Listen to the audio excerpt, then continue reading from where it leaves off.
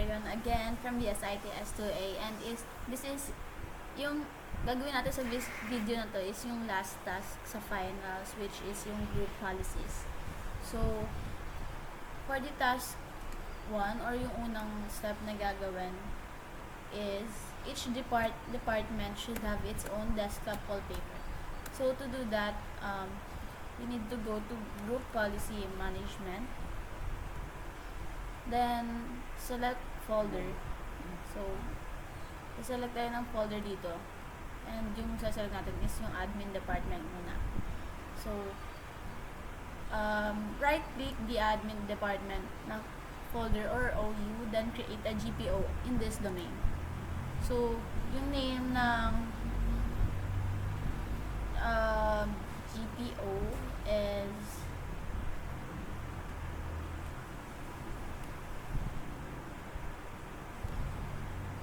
admin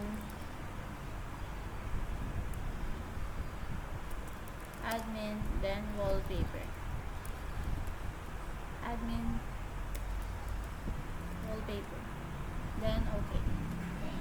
So after that, edit GPO, edit, then user configuration, double click para lumabas yung sub na ay yung mga laman, then policies, administrative templates, desktop,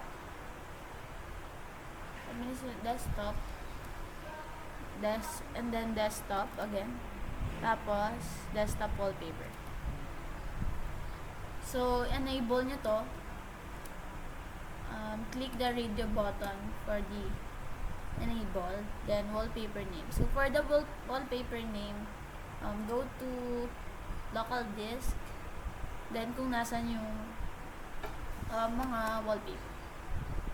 So wallpaper, then copy nyo to, copy the file directory and then paste it here, then kung anong name nung image. So administrative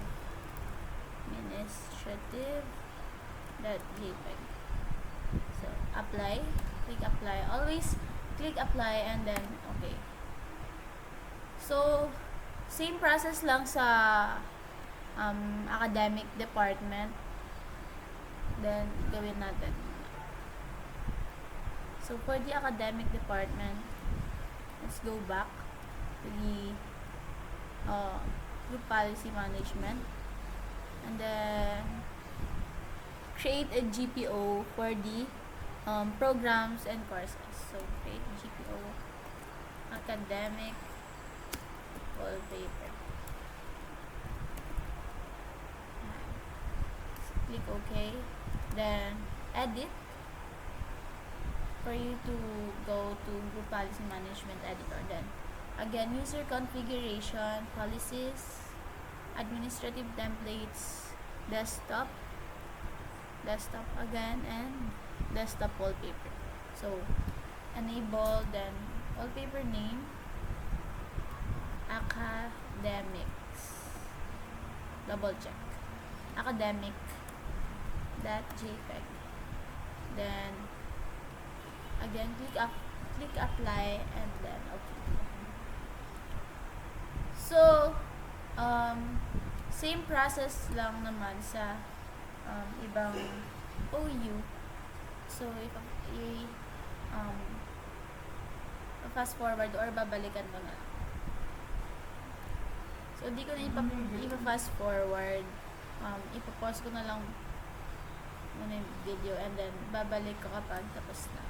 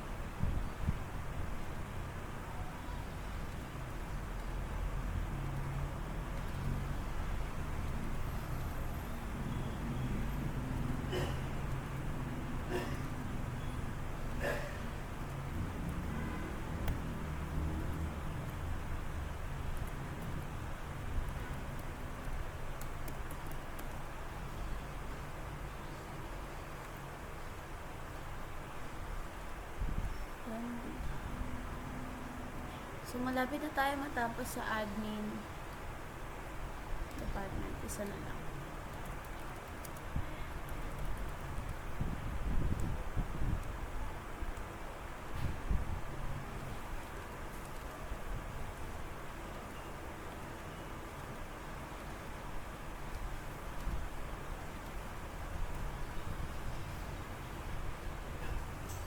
So, I'm now done sa mga OU ng admin department. So, proceed naman tayo sa OU ng program and courses. So, same process lang din for the courses or programs under ng programs and courses. So, create GPO, bet, wallpaper, then edit, user config, policies, admin template, then desktop wallpaper, enable is then .jpeg. So for the BS degree, BSD wallpaper.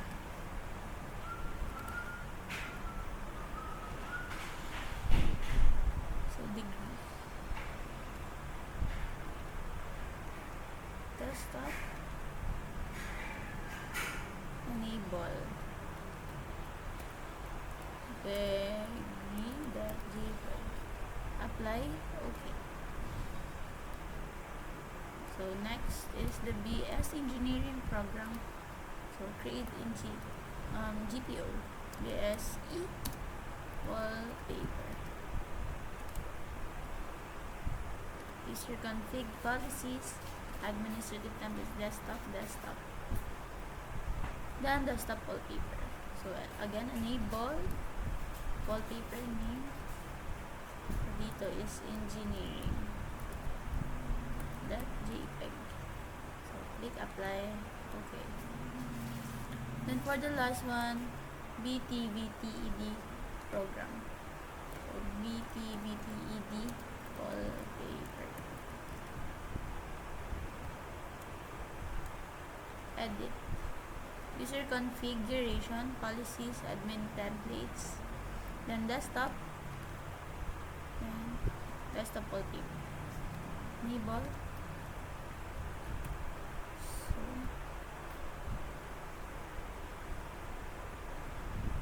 BTVTED.jpeg. So click apply, then okay.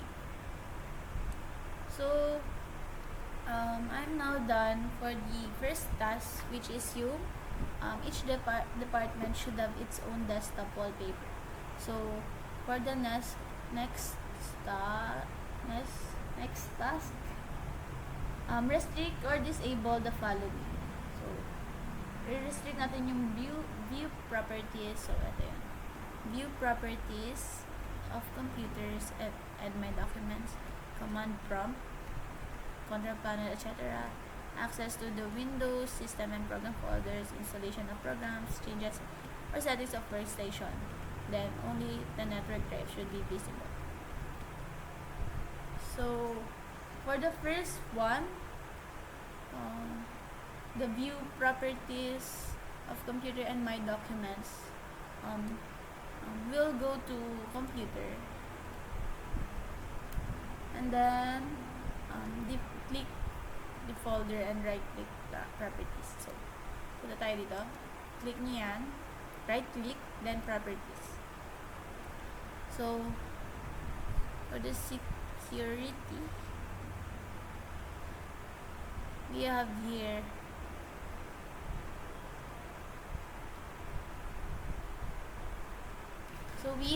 the BSIT users, then click edit. So once na maklik yung edit, ma-enable yung etong permissions for create permissions. So i-deny natin yung read and write. So deny, then click apply. yes, and then okay. Click okay. So, ganun lang din sa iba pang folder, which is etong natitira para sa OU ng admin department and academic department. So, same process lang. So, balikan ko ulit.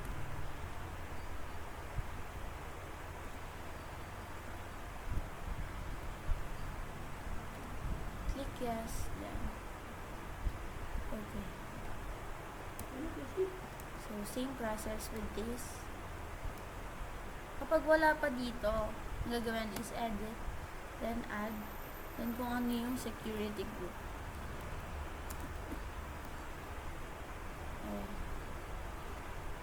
Then read, and then write, deny. Apply, click yes, and then okay. So, same with here.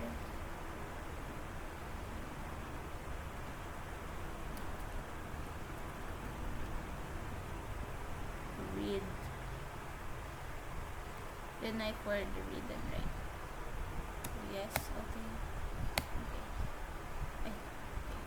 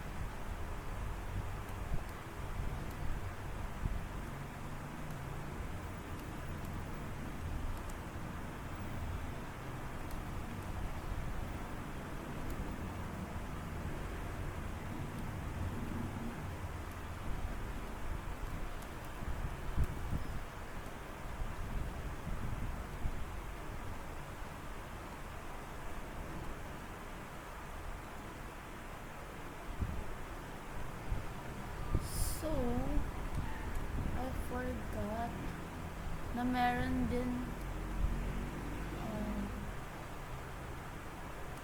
meron pang need i-check them, which is the read and execute. Dito yan, sa C, and go to computer C. Yung access to the Windows system and program folder. So, isabay na natin siya dito. So, edit natin ulit. Edit. Then, i-deny din natin yung read and execute for this one. So, click apply, then okay. Balikan ko na lang yung iba mamaya. Edit,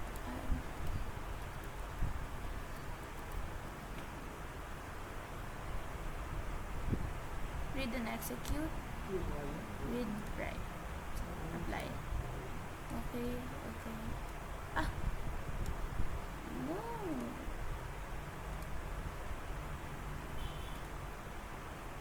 Naka-deny. So, okay, na-deny na pala siya. Then proceed to another one.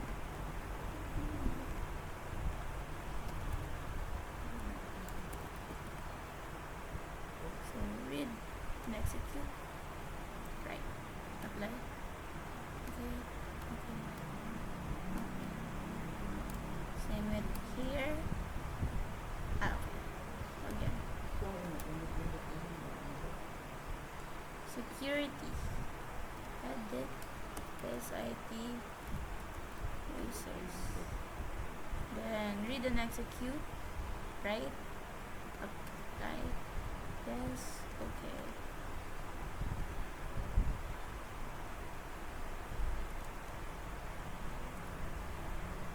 Security.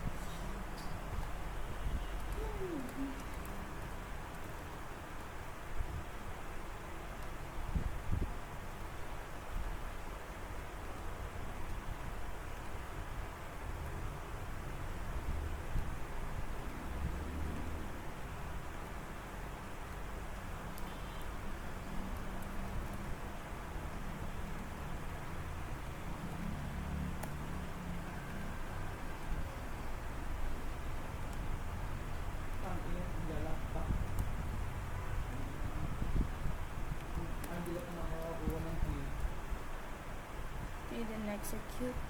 Then, so this is the last one, and we will now proceed to the next step, or so next na i-restrict or disable. So ang next na i-restrict and disable is yung command prompt, control panel, run, task manager, and registry settings. So for that, i-edit natin yung GPO. So kailangan natin pumunta sa group policy management. So eto, edit GPO and navigate to user config, policies, admin template, system enabled policies. So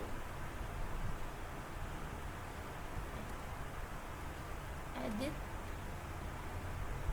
user config, policies, admin templates, and then system, and then for the next one is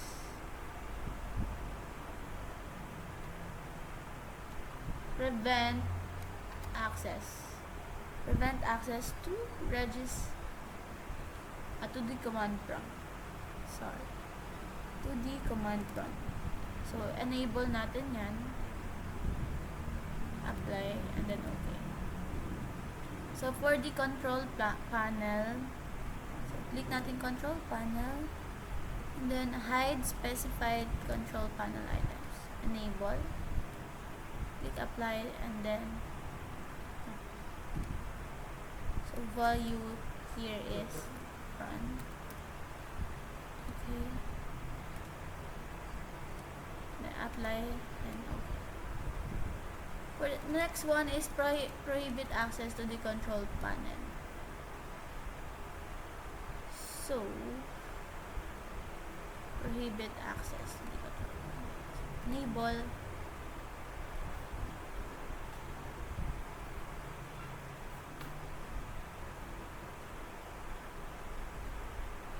apply, then okay. So sa start menu and taskbar naman is remove run menu from start menu. So hanapin natin yon, remove run menu from start menu. So here, ito, and enable nyo din yan, then apply, then okay.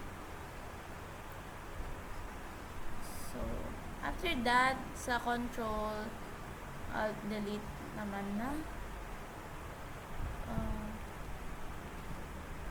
options. Ayan. So nasa system nyo siya makikita, then control alt delete options, and then remove task manager. Enable, apply, then okay. So done na for the so tatlong restrict or disable. So we're done here. So dito na tayo sa installation of programs. So for the installation of programs, babalik ulit tayo sa group policy, then edit natin yung GPO. So same process lang din siya sa academic department, academic or program courses na GPO. So ganun lang din. System. So hanapin nyo lang dyan ulit yung mga kailangan doon. Same process lang. So magpo-proceed, since same process lang, magpo-proceed na tayo sa next na step or next na task, which is yung installation of programs na i-restrict or i-disable. So to do that, edit ulit yung GPO. So try natin siyang gawin naman. Sige, dito na lang ulit. So edit the GPO, user config, policies ulit, then admin templates, Windows components naman. Ayan. Tapos sa Windows components, hanapin nyo dyan yung Windows installer. Then, once na na-click nyo yan, enable natin itong prevent removable media source. So, enable. Click apply and okay. So, that's for the fourth task of which is the installation of programs. So, the next one is changes or settings of workstations. You can add your own restrictions that may be appropriate. So, for this, ganun lang ulit. User edit the GPO. Then, user config, policies, then admin templates, administrative templates. Then, control panel, personalization. So, hanapin niyo yung personalization. Then, you can enter speaking box, etc. So, eto. You can enforce a specific desktop background. So, eto. Enable.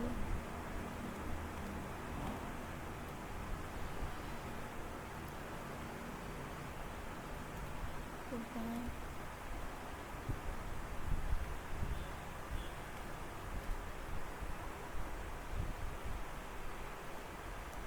And, ayun. So, for the next one, ito ulit sa group policy management, babalik lang kayo. And then, edit nyo ulit yung GPO na ginawa for the admin and sa academic na department. So, again, user configurations, and then policies, administrative templates, then hanapin nyo ulit yung Windows components doon. And then, for the last task naman is sa Windows Explorer. So, enable natin yung policy na hide this specified drive in my computer. So, para ma-enable yun, hanapin nyo siya dito sa settings. So, hide this specified drives in my computer. So, enable. Then, restrict all drives. Ayan. Then, click apply. And then, okay. So, same process lang siya sa programs and courses sa GPO. So, pakita ko kung paano ulit. Edit. User config. So, gawin natin yung command prompt, control panel, run, task manager. Okay. So, policies. Control panel. So, dito muna tayo sa system. And then,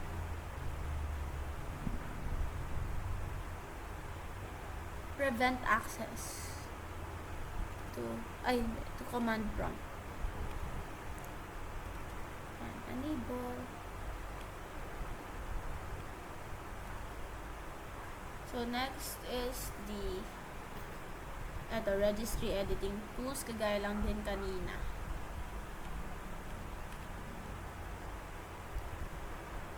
So, next one is the control panel.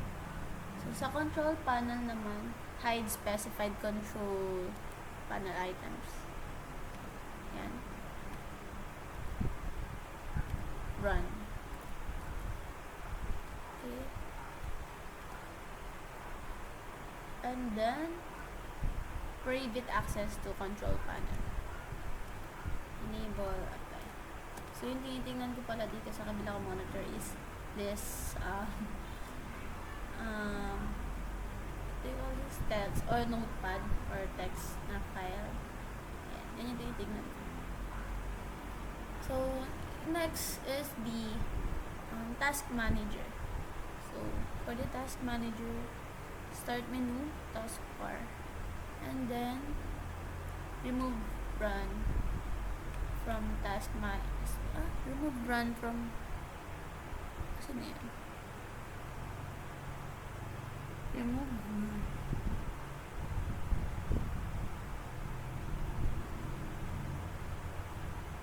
Ayan, menu from the start menu. So, enable again. Tapos, ito naman,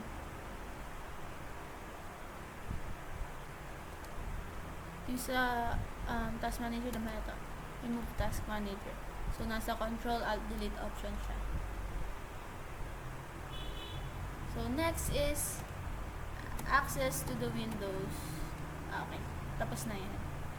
So, next naman is yung installation of programs. I-edit ulit natin. Punta ulit tayo sa group policy. Edit. And then, user config, policies, admin templates. So, kahit di na kayo bumalik doon, pinapakita ko lang kung paano siya. O kung saan siya, kung ano yung pupuntahan. So, magsisimula yan sa group policy, management, tapos i-edit yung GPO. So, kapag nasa administrative templates na kayo, hanapin yung Windows components. Again, kagaya nung kanina, and then Windows installer. Tapos, prevent removable media source. So, enable, apply, then okay. So, next is the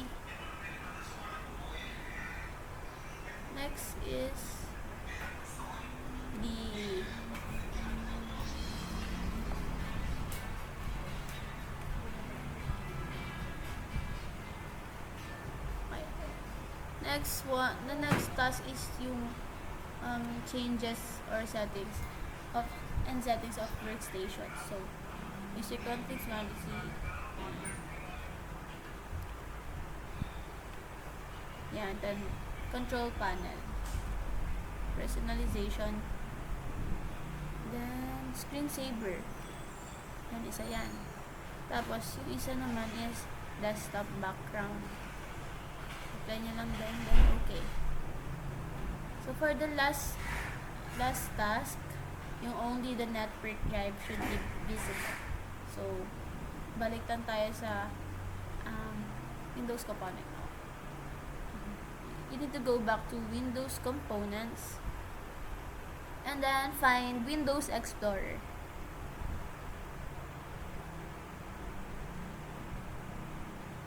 Here, Windows Explorer. Then enable the policy hide the specified drive in my computer. So to enable that or to restrict that, you need to find it here in the Windows Explorer folder. So hide this specified. Hide